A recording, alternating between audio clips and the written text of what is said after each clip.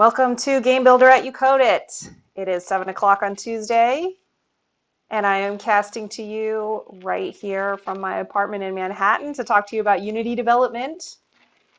Hope you guys are excited and that folks are tuning in tonight.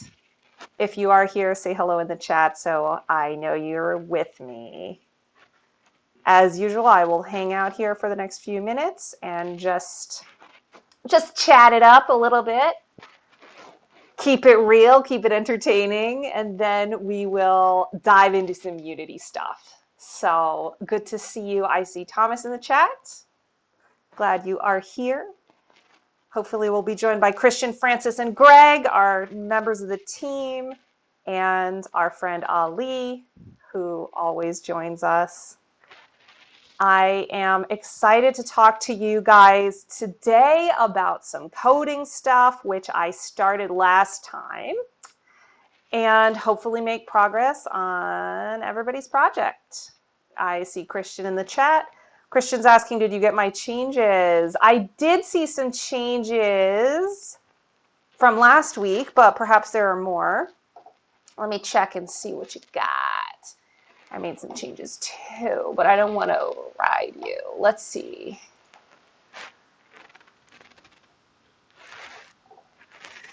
Yeah, I think I'm on the most recent version of your project, Christian. It's all looking really good. If you changed anything major, let me know so I can confirm I'm on the right version of your project. Hey, Ali. I see Ali in the chat. Good to see you guys rolling in tonight. Hope you have had a good week since last Tuesday. It went by in a flash, didn't it? It's like we were just here talking about this stuff. At least I feel like that. But yeah, it's been busy for me. Been working on some stuff for the summer. Always trying to create better game design educational materials, which is what I bring to you guys, and also work on games. So we got some exciting stuff coming up, and I'm actually going to start at the beginning of this cast by talking about actually one of the new projects we have coming that is a big collaboration with a couple of organizations. So that is actually one of the things we've been working on, Ali, to your question there. We are collaborating with XPRIZE and a couple other orgs to do a global game making challenge. So I can actually pop this up on the screen and show you guys. Of course, I got Unity running, but let me pop this up. I don't remember if I talked about this. Whoop, that's Francis's game. I don't remember if I talked about this last week. I think I didn't, though, and I just want to prop it. Because it's really exciting that this is happening, and I think everybody that I teach in all my youth game studios could really benefit from considering joining into this global game making challenge. So we have been, again, in a collaboration with these folks who want to offer a challenge to people all around the world to make video games. So this is actually similar to what we do in our studio. We have a thematic game design prompt, and I think you have 3 months. You have 3 months to make a game, and you can choose the platform you want to use to make your video game for this. So yeah, there's 2 divisions. There's a younger division here for folks more towards the middle school age range, and then we have seniors if you're in high school and 18 and under. Cash prize for the grand prize winner and some pretty major recognition if you submit a winning game. So there's some real opportunities here. You know, I don't give cash prizes in our studio, but this is definitely something that you could try to win. And one of the things that's really cool for you guys, for Christian, for Thomas, for Greg, for Francis, all the people in our studio, you guys have a head start because you work on Unity now. And having those skills makes you a really good candidate to make a fantastic game. So if you look here on the website, you'll see these are the different platforms they offer. So you can even make a scratch game for this and submit it if you want to. But of course, the Endless Mission is an option, which you guys know is the game that we've been working on for quite some time now. And like Roblox, the Endless Mission has a game-making software inside of it, as well as a really fun game that you can play. So you can use the game-making platform in the Endless Mission to make a video game for this challenge. You can also submit a GameStar Mechanic game if you really like GameStar Mechanic. And then, of course, there's Unity. And I would love to see you guys sign up for this and submit a Unity game. You guys are super awesome with Unity, especially some of you folks who have been with us for a while. I would definitely count Thomas in that. Definitely something to shoot for if you're interested in really taking it to that next level. So consider signing up, tell your friends. You can sign up right here on this website. It's codegameschallenge.org. And I believe you sign up here on the main page just by clicking on the division of your age group and then entering your username and date of birth, and it signs you up. So the final thing I'll say, whoop, that was one too far. The final thing I'll say about this is they have themes. So if you submit a game in one of the themes, I think there's special prizes you can win for submitting to that theme. So yeah, down here it says prizes, and then you have 3 different themes for this challenge. You have exploration, environment, and equity. All really great themes, really current right now, and just really interesting ways of exploring an idea through the practice of making a game. So just like we did Alone together, you have these 3 similar creative themes where you can make anything you want as long as it fits this theme. So this is just going on, you know, it's not something that I am running, it's our organization as a whole. And we're really excited to just invite anybody who's in the age range that's stated here on the site to join in on this thing. So definitely keep it in mind. Again, it's codegameschallenge.org. I see Francis in the chat. Hello. Francis is saying, I fixed it. Some things might have to redo because I replaced my hard drive. All right, so he's got some tech issues going on there. That is fine. It looks like most folks are here. So now that I've plugged the Code Games Challenge with X Prize, I might as well get started on some Unity stuff. So at the end of the last cast, I summarized everyone's goals, and I just wanted to start out this cast by saying those goals again, just so we all know where we're at. And I wanted to just clarify some of the project management issues I've had with a couple of the projects so we can troubleshoot together. We can talk about this in my office hours as well. If you're having problems, join in after the cast at 8 o'clock for that. But let me briefly pull up Unity Hub and talk to you guys about project management. This will be very brief, and then we'll dig into Unity. However, I have 2 people in this studio who have duplicate projects, and those are Francis and Thomas. So I want to show you guys what this looks like in my Unity Hub so we can start the process of resolving this. Thomas's is all the way at the bottom. Actually, let me make this maybe a bit smaller so I can get this in the center of the screen and helping me to see it as well. Refresh. Da, da, da, da, da. Yes, so here in Hub, I've got Together But Alone, and then Together But Alone 1. And I think that there's too many. There's too many. So I mentioned this last week to you, Thomas, but you know, this one is a duplicate project, and this is the one we want to be working on together. So I haven't, as you can see, this one's grayed out. I haven't even downloaded this. So unless you've switched and you're doing all of your game development here in this, I'm going to focus on this one that I've already pulled and look for your changes here in Together But Alone. So ideally, I think, Thomas, you should delete this duplicate project and remove me from it so that we don't see two and get confused. Again, if you are having problems doing that, I would recommend that you come to my office hours at 8, or you can email me and send me a screenshot and I'll tell you what to do. But ideally, we only just want the one project so that we can know that we're both working in the same space. I have a similar issue with Francis. Francis, you have a game called Ryzen right here, and I only have access to Ryzen 1. So I think in your case, Francis, you created a duplicate project and added me to the duplicate, which is fine. But if you want me to see your changes, you'll have to open the one that says 1 next to it. So when you're in your Unity, you need to look and make sure that this is the one that you're editing.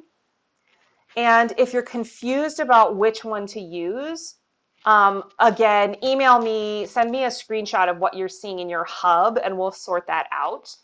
But ideally, for you to delete the duplicate project, which in your case would be the other one, the one just called Ryzen, I think would be the most helpful so that we can both edit the same project.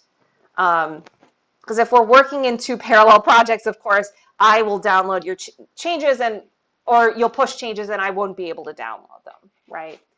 So I think we've been running into a few problems with these duplicates, and we want to resolve any IT issues around project management so we can get our game development going. So in both Thomas, in your project, and in Francis's project as well, I'm going to just pop those on the screen so you guys can see what I see. I have Francis' game here. Looks like I am getting some changes in from Francis, so looks like we're both on the right page.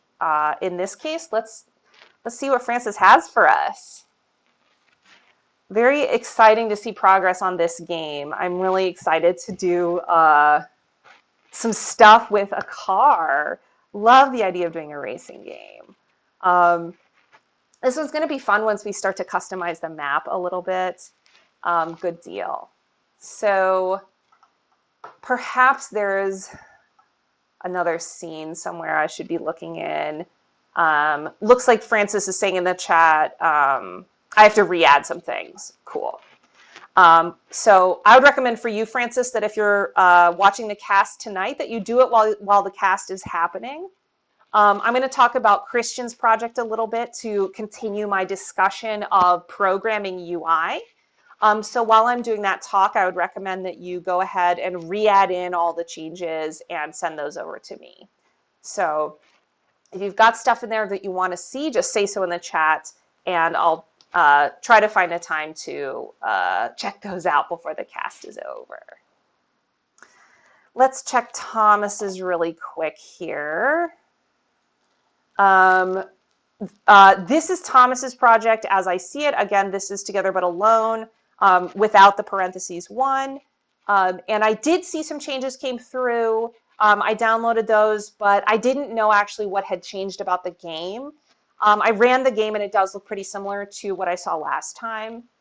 So just check it out because this is a super cute game.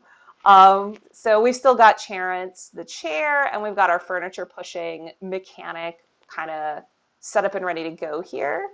I really love this gameplay, and I think it's so charming and so quirky, and I don't know, I'm really excited to actually see this get laid out actually into a game. And right now what we've got is a really good demo and what you would sometimes call on a game making team a proof of concept. This is definitely fun. It's definitely cute. And I would say, you know, I've already soft greenlit this project. Thomas is saying, I don't see those changes. This is why we should check to make sure check to see if you're editing the duplicate or if it's this one. I've got a green check. So Thomas, you may be in the duplicate. Let me know if that's the case, because I do want you to have this whole system here with the chair and the couches and stuff. Awesome. So Francis has updated some stuff, and let's head to Francis's game one more time. And then I am going to hop into Christian's game as well. Christian, I know you're there, so thanks for your patience. Got lots of good stuff going on this week. So we have a second map in Francis, which is exciting. And let's run this download. Cool, cool. I did get an error there that said my version of Unity is different. I may be running this on a slightly different 2019 build than you, Francis. I hope I'm not messing anything up with that, but I think it should be okay. I think it's close. 2019.3.9F1. I don't know exactly which one you're running there, but all right. So I'm looking for a second map here, and I just need to figure out where that might be. Francis says you just have to get it, and it should be in the folder second map. Let's see if we can find scene. Ooh, look how many scenes there are in this project. Cool. Francis, if you're watching, which scene is the one that I should check out? We've got a lot of folders and a lot of Unity scenes in here. So if you have the file name of the one you want me to play, definitely let me know and I will hop there.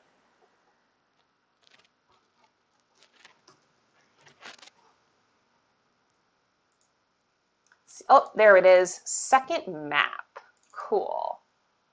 Ah, cool. Okay.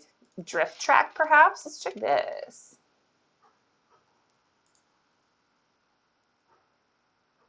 Ah, that looks cool. Let's see if it plays. Nice.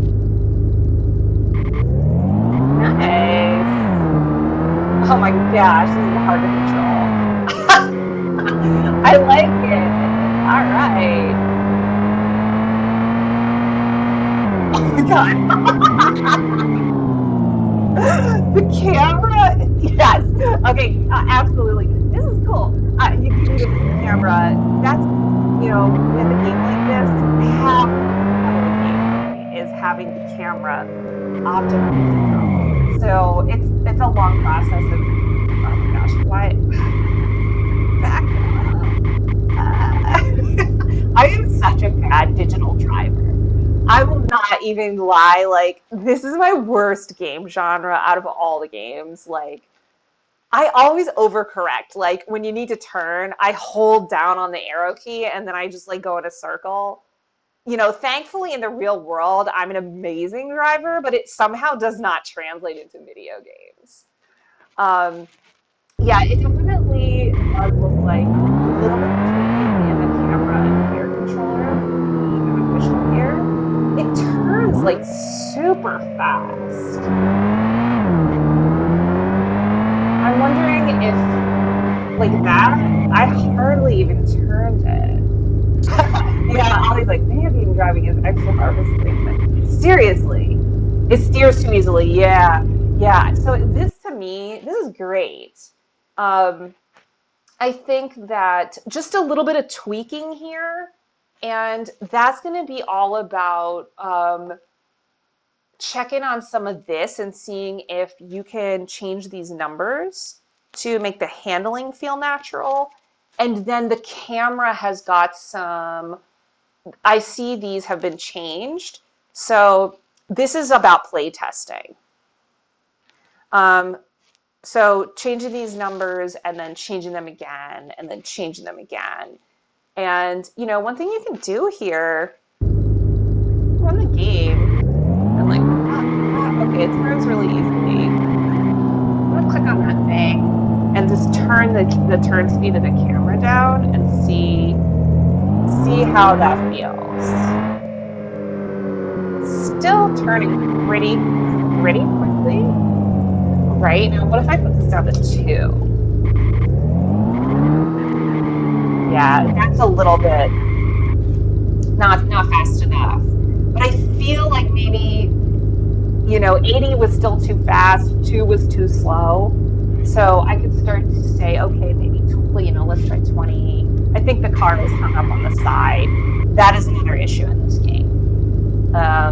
If I run the car into the side of the racetrack like this, ideally I would not get stuck so that I have to rerun the game.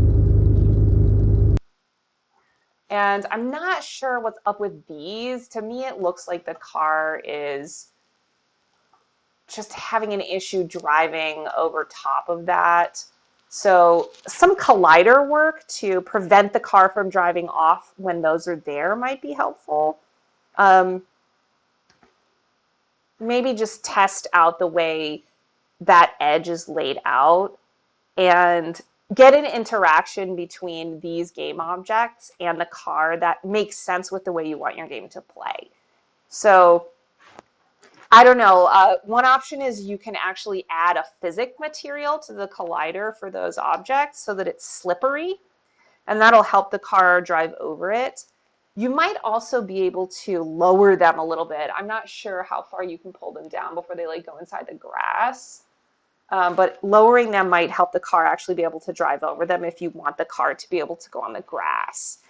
But if it were me, I might consider actually putting a big invisible box collider there, just where that stripy side stuff is, so that if you did run into it, it was sort of like a guide rail and you could kind of slide along it, but you wouldn't actually go off the racetrack in that area. Whereas on the other side here on the left, you would maybe go on the grass if you overcorrect and steer incorrectly. So, there's a lot of fine tuning to a racing game. Even if you download a pre-made map like this and a pre-made car, you still want to spend a lot of time making it look and feel satisfying. And when we talk about making games satisfying, of course, there's so much to get into there. But in a game like this, the first thing you want to do is focus on making the driving feel good. And, I know Francis is someone who plays racing games, and so he should have a sense of how do I want this handling to feel compared with some of the racing games I've played that are professional games. So, Francis, if you are hard at work on that, I would love to see your changes next week. And I would love to see us load in some AI cars. So if I get some changes from you and you've updated this to feel a little bit more satisfying to drive, next week I will show you how to load in the Unity pre-built AI car that automatically drives. So we can actually set up a race with 3 or 4 opponents once we've got the driving feeling relatively not impossible. So I would love to hop in here and show you how to set up those Unity Standard Assets AI cars. And of course, if you want to try to set that up yourself in the interim, please feel free. Again, they're there in the standard assets. Where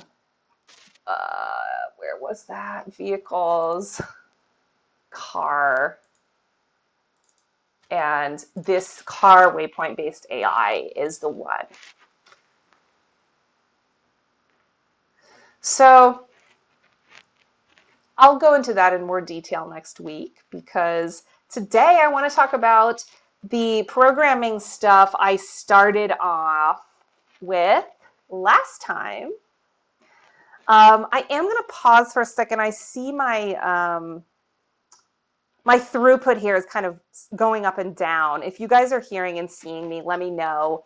It looked like maybe there was buffering there for a second, so I want to make sure I'm coming through loud and clear. So let me know if you're still hearing me as I pull up Christian's project. Here is that. Cool. So Ollie said everything's clear. That's great news. Here I am. No buffering in today's stream, he said. Woo, it's so exciting. Ha! I've had such a wild ride with the internet, I will tell you. All right, so we've got some really great stuff going on with Francis's game. And in fact, Francis, it looks like you're working on this now, so that's fantastic. I will plan to work on this for a few minutes, and then before the end of the cast, I will hop over and pull your changes, and we'll check out what you've done. So really excited to see what's up there. And then I don't want to lose the thread of the conversation we had about Thomas's stuff. Thomas, if you are excited to work as well, I would love to see that you had pushed changes through today in the, what is it called? Together but alone, the non-duplicate. And then I'll know that we're using the same project. So see if you can find the non-duplicate and download the changes I had put in with the furniture and the triggers and the UI and that whole system for you to use. And if you can find that, let me know in the chat. Christian wants me to move the dog back to the bedroom. Absolutely. I'm happy to do that. So I have a few things to show you guys. This has been my sort of working example on this cast. And I will go ahead and fulfill Christian's request first because I messed his game up last week by just relocating the dog to the bathroom. What a terrible thing. But let's get him out of the bathroom because what dog wants to hang out in the bathroom? I mean, seriously. So here he is. I am going to just, gosh, this thing is always a little bit hard to navigate. And here's a tip. If you're like, oh, I can't see, I'm going to just like take the ceiling and deactivate it temporarily.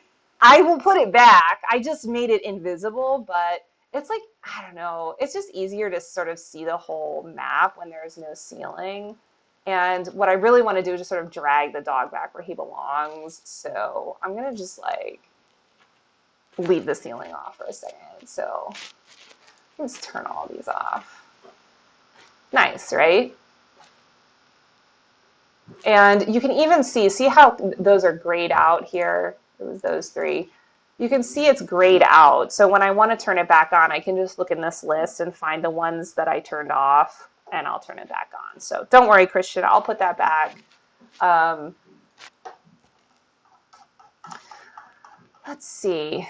We want him to be over there, so I'm going to just sort of drag that. Now I just dragged him way up in the sky, so. Hey.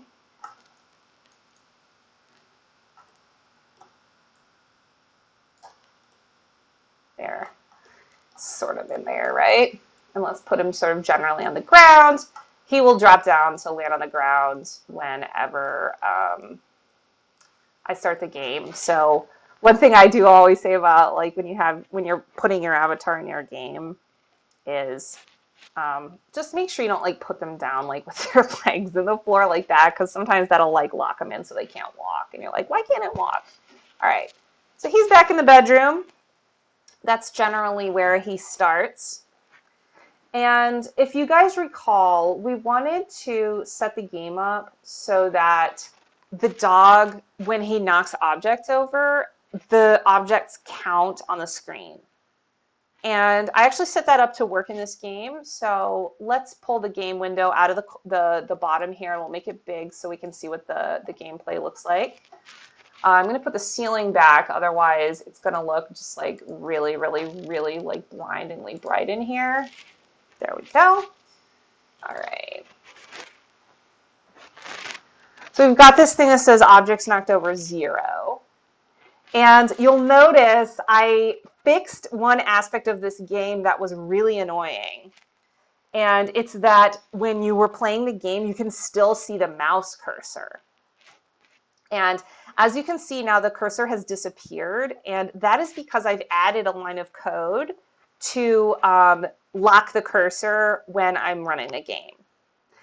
And I actually just wanted to ask you guys, if you remember the talk I did last week, which script do you think I put that line of code in?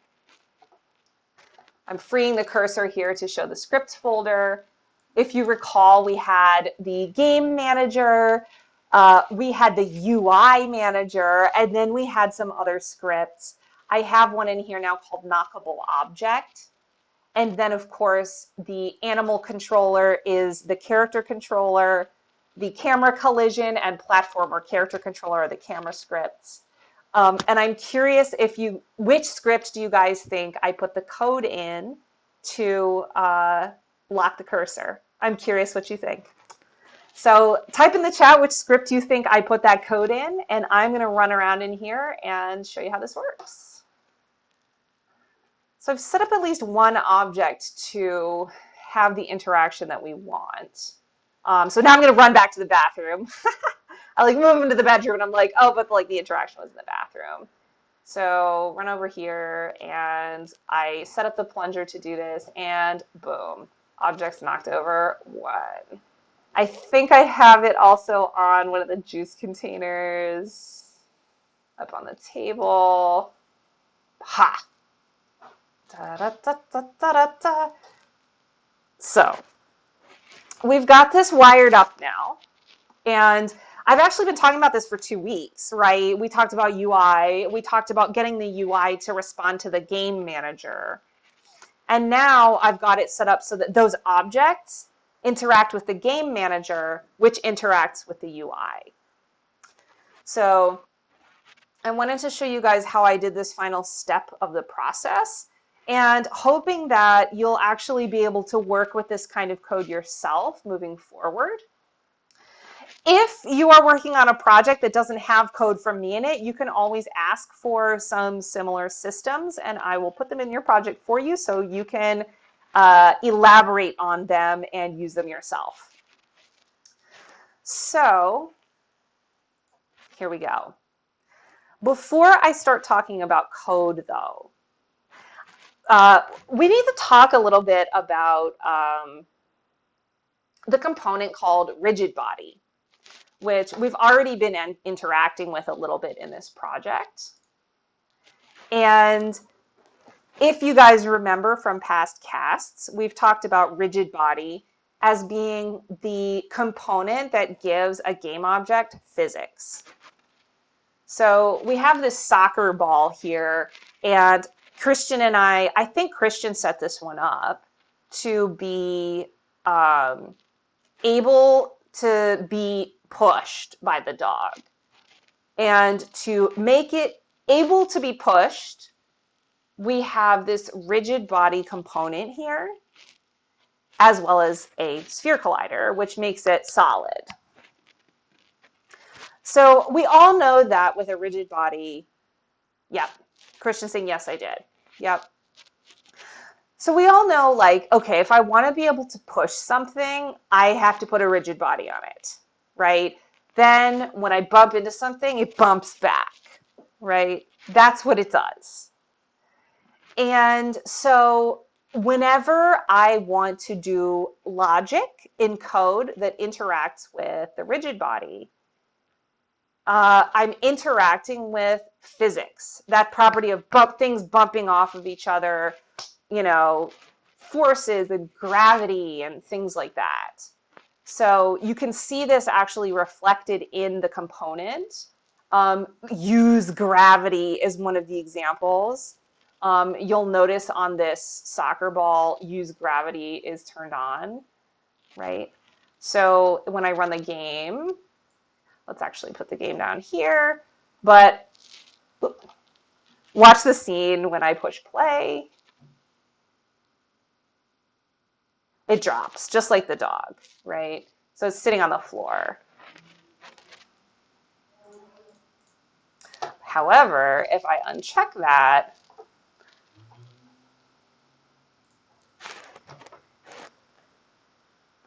it's just sort of there in the air.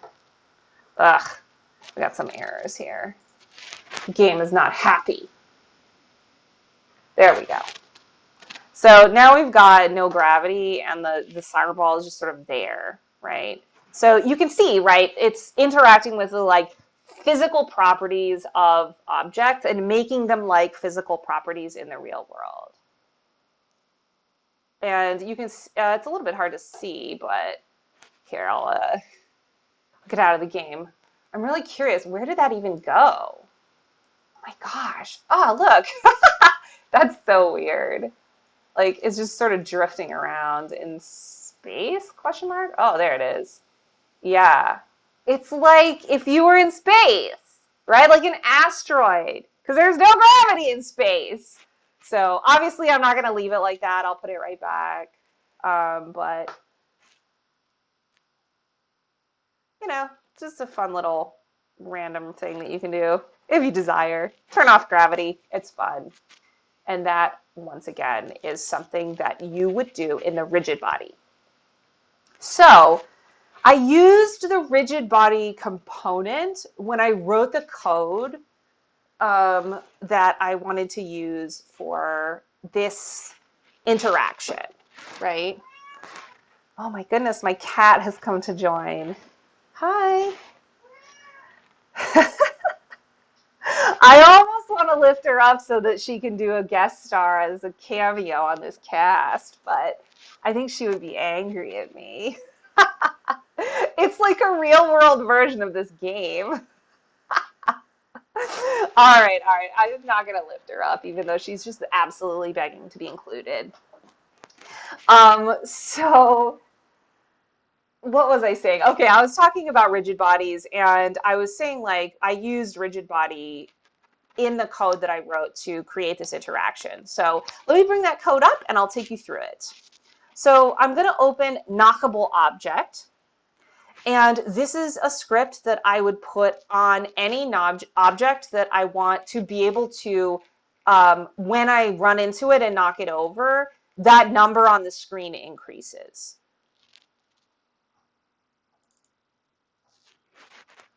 So here it is. And now, once again, this is the behavior of an object, right? It's any object in the world that when I run into it, I want it to knock over and increase my score. So I have a few things here at the top, and by now you guys should know what these things are. We have a reference to the game manager, which if you were here last week, you remember that the game manager kind of keeps track of the game. And then we have a reference to the rigid body. So this allows me on this object that the script is attached to change or access the physical properties of that object. So for example, let's say for some reason in the game I wanted to press a button and have gravity turn off.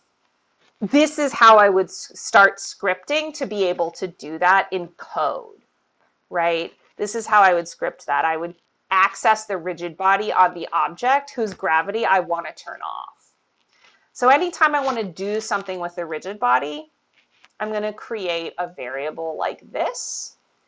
And then this line down here accesses the actual component on the object. So it says get component, and that means essentially that. Go back here, and we want this thing right here, this rectangle. I'm getting that so I can do things with it in code.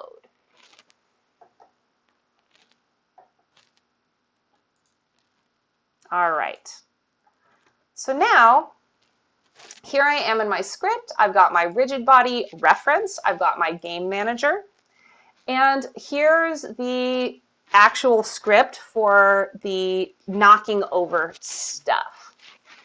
And if you were tuned in last week, you probably remember that knockable was the tag that I told Christian to attach to any object that would have this quality. So knockable means I can knock it over, and when I do that, I increase my knocked over objects count. So I say here, if the tag of a game object is knockable, I'm going to then check again to see if the velocity of the rigid body is essentially greater than 0. So what does velocity mean?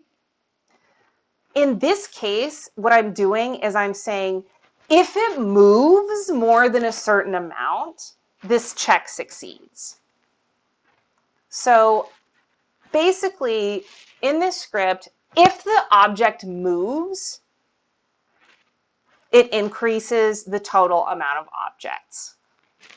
And the reason I have this here that says knockable speed is because I can set how much it has to move before I actually give it that count. So like the example of this would be, here, I'll take this water bottle. We want to make sure that when I knock it over, it actually is knocked over, right? So like if I go like this, I don't want it to count because, oh, I just nudged it, right? Like I actually want it to knock fully over and then increment the number. So I'm checking to see velocity, which is like how fast it's moving, so that it has to move a certain speed before I count the number. So that's what I need the rigid body for, because the rigid body is the component that has that property. How fast is it going, right?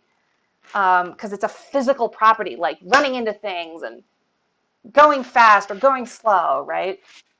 So I check if it's going a certain speed. And then, if it is, I increase the number in the game manager that's keeping track of how many objects I've knocked over, which is game manager.objects knocked over, right? We created that last week. It's there in game manager. It's the number. And incidentally, if you're really interested in programming syntax, you can see here we have these two pluses. That just means add 1.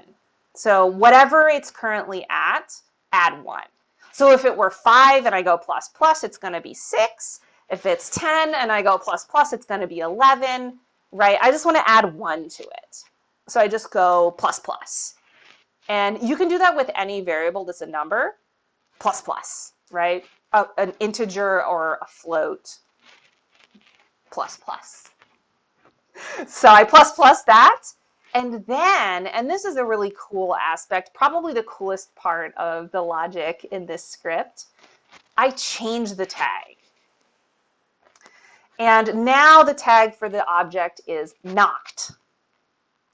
And if we were there in real life, I would ask you guys, why do I have to change the tag to knocked? And so since we are pretending to be there in real life, I'm tempted to ask you guys again, if you can type in the chat, why I have to change the tag to knocked. So if I didn't do this, for example, what do you guys think would happen? What do you think would happen if this line of code wasn't here? I can give a hint towards this. I know you probably would want a second to think. But as I'm talking, this isn't a spoiler, but rather just more information about this code.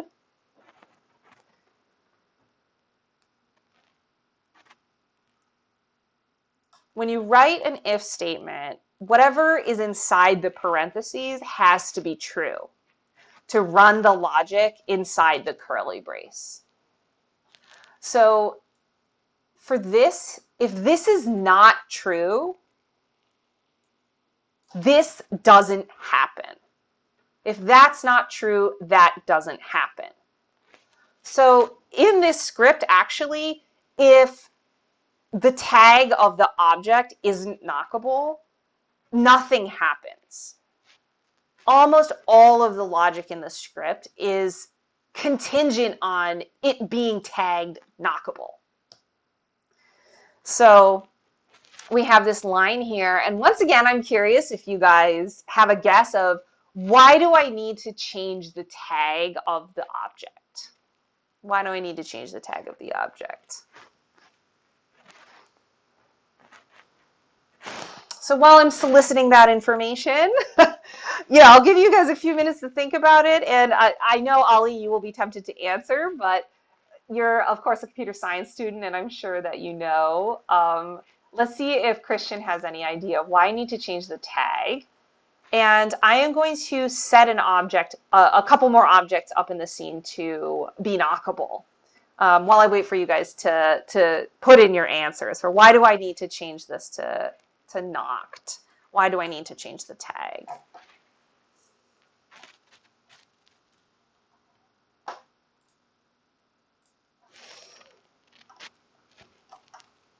So I actually believe that the soccer ball needs this. Again, we need that script.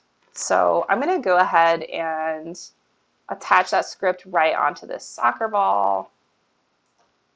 There it is. And then you see it says Game Manager, none. I need to get a reference to the Game Manager. And if you remember from last week, I should have saved the picture from that, but alas, I did not. I had those circles and I had drawn purple arrows. So, of course, here we're talking about drawing the purple arrow between the Game Manager and this object so that they can have a relationship. And in this case, the relationship is the soccer ball is going plus plus to a number in the Game Manager. So again, to do that, I need to find my game object in the scene that has the Game Manager script attached to it, which is this one, right? I'll bring back my soccer ball here if I can click on it correctly. There it is. And let's drag Game Manager here. Excellent. And we check to see, does it have a collider? Does it have a rigid body? And last, we check to see if it is tagged knockable. Gravity should be on. Okay. And, let's actually put this back somewhere where it's supposed to be. I think that Christian had it in this chair, so I want to put it back where it belongs.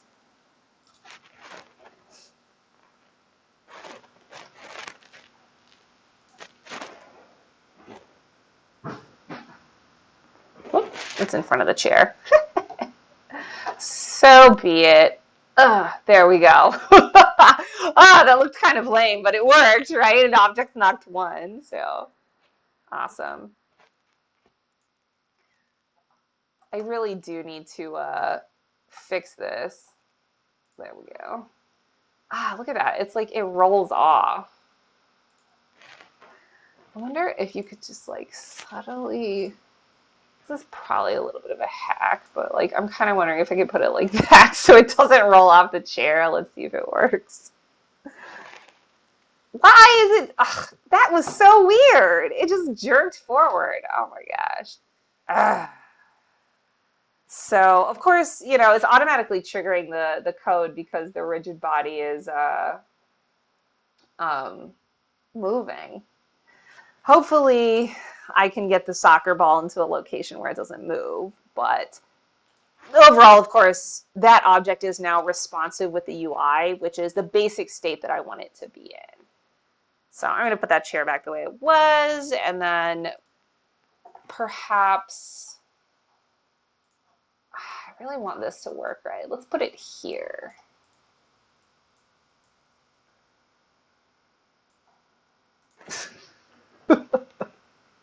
I kind of feel like I'm like, oh no, don't move, don't move. Okay, there we go. Ha, ha. Oh my God.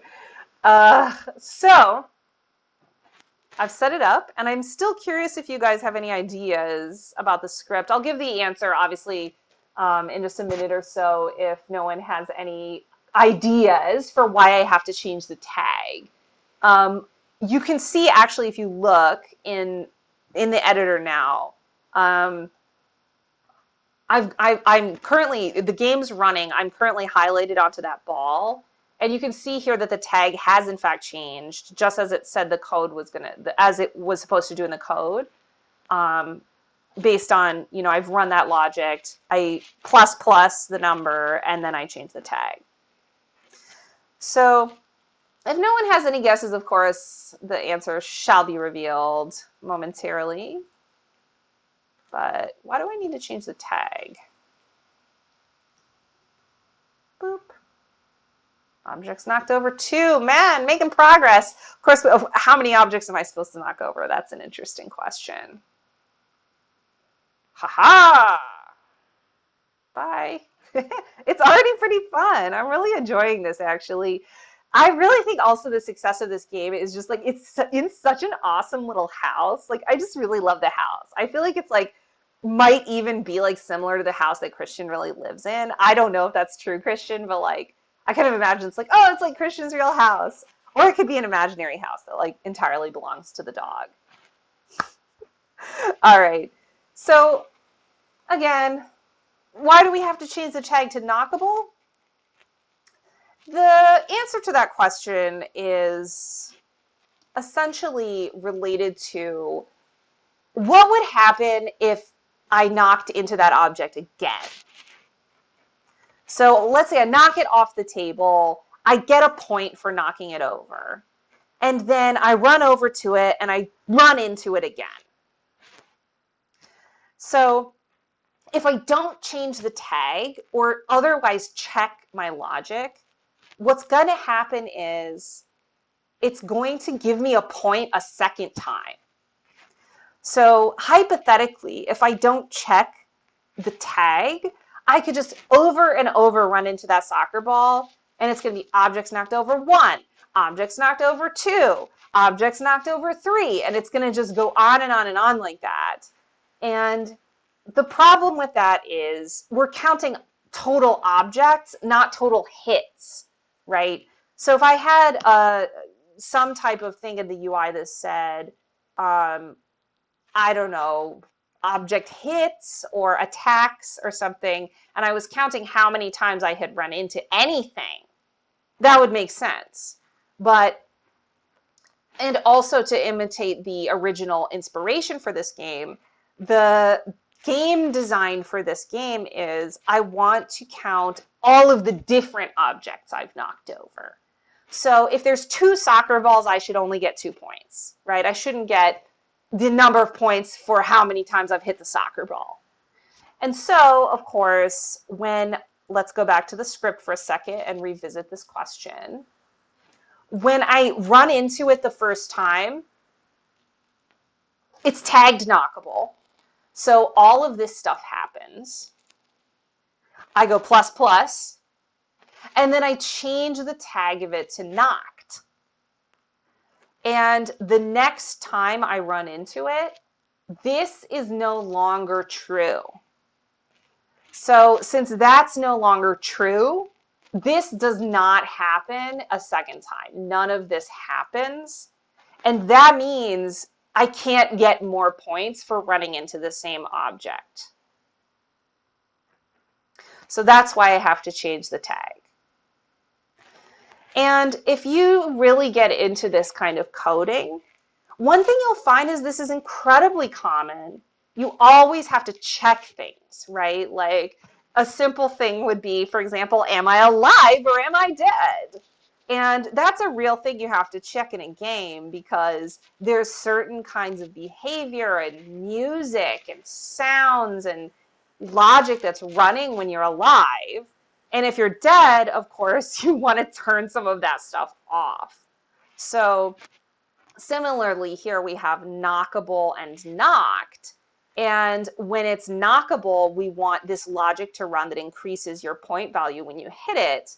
But when it's knocked, we want it to still be able to be pushed around, but we don't want it to increase the point value. So this is how a logic like that works.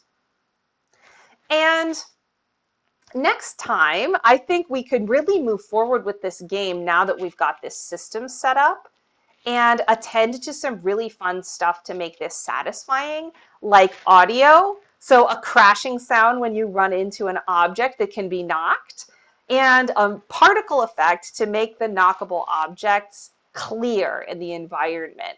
So like glowing around the vase, something like that I think would be really fun. I'm going to hop back to Francis's game before I end at 8 o'clock because I want to check to see. I know you said you had done some changes, Francis, and I want to check those out before the cast is over. So let's hop into Ryzen and see what we get. Pulling that down. And hopefully you guys got a general sense. Oh, while I'm pulling this, I will also, no, I should probably wait because it's a lot of bandwidth. After I'm done with this, Christian, I will push the changes I just made in your project so you can use the modified scripts. And just to summarize the previous, Christian, for you, any object you want to have increase that number, you have to have a collider and a rigid body. You have to attach knockable object, the script, and then in knockable object, you drag the game manager. Finally, tag it knockable. I'll review that one more time before the end of the cast, but let's check out what Francis tweaked here about the car. I know you changed the camera, so I want to see how this plays.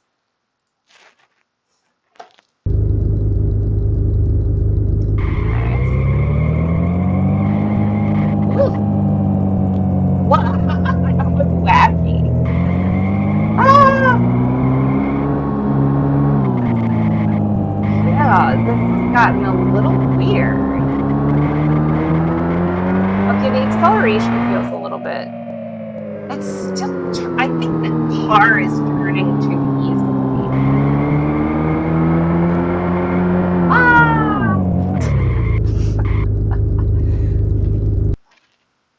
Yeah, that was a little weird.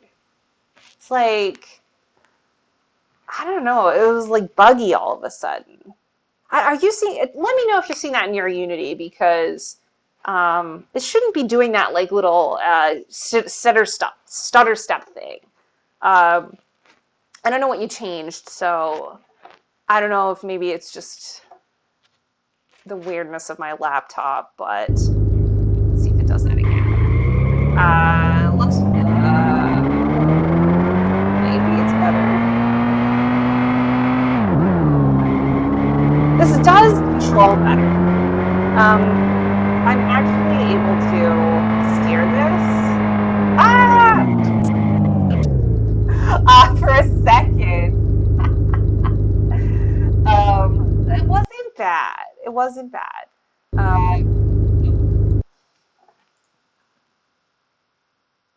One thing I was going to suggest for this, we were talking about physic materials. You might be able to add a physic material here to the terrain to give it a more realistic feel as the ground. You've got some options here. You could try rubber. I don't know. One thing that might be helpful, and Francis, you're advanced, so I know that you would be able to do this, is Google and see what kind of setup people do when they create a road in a racing game. I don't think max friction is what we want. I'm going to just try rubber and see how it feels, if I can tell the difference.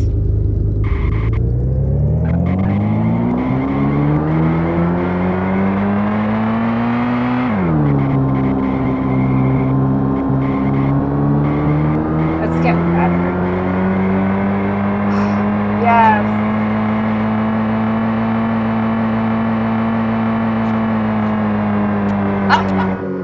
All right, I got further.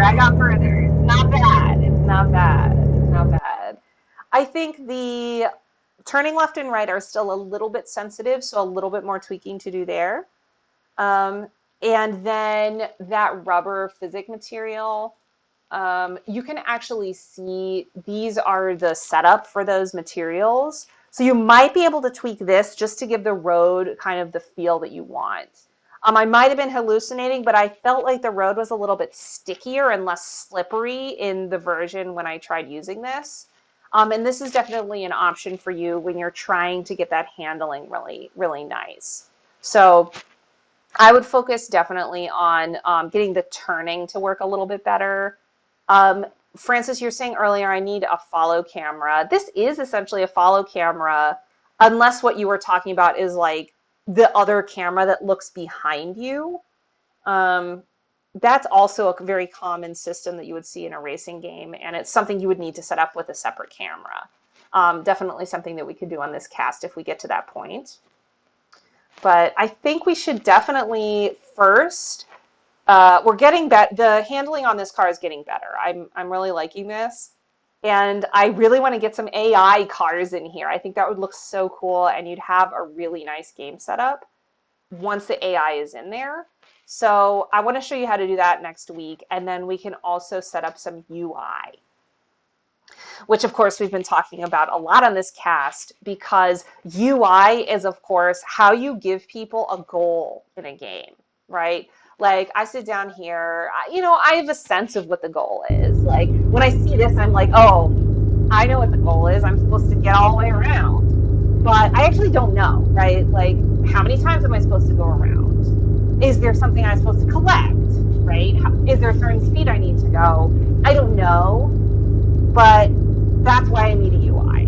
So the UI is going to tell me that information.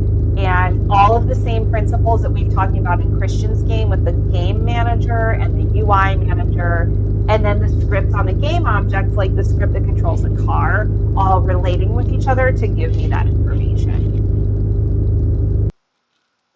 All right. So I'm going to wrap up and then hop into my office hours in case people want to come chat and ask me any questions. I will be there from 8 to 8:30. But before I hop in there, I just wanted to, one more time, for the benefit of Christian, I wanted to show you how to set up an object so that it works to increase the number. All right. So if I want to set an object, let's take this lamp as an example. So it's already got a rigid body and a box collider. Good to go. And what we want to do is take this knockable object script and we're going to just drag it on. If I get this error, it's okay. I can hit cancel and I just need to make it not a prefab. I can do that by right-click on table lamp, unpack prefab, and you can see it's no longer blue there. It's totally okay to do that once it's in the scene, and that's how you resolve that error. I should now be able to drag this on here. Boop. It appears. I find my game manager in the scene. It's at the very bottom. I put it here. This will be good practice, drag and dropping for you, because you'll have to do it with this version of the script on every object you do. And then my last step is to tag it knockable. Let's set this up so that it's actually like there. Okay. And then we can test it out.